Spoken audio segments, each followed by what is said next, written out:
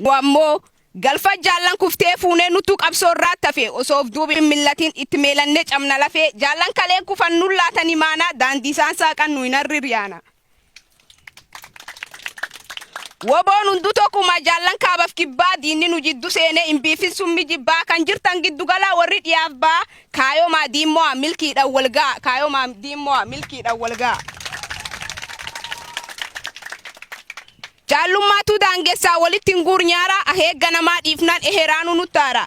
Waliidhaaf abboomamnee kaayoo tokkoof adeemna imaana nullaatam yoos fuune galmaan geenna imaana nullaatam yoos fuune galmaan geenna.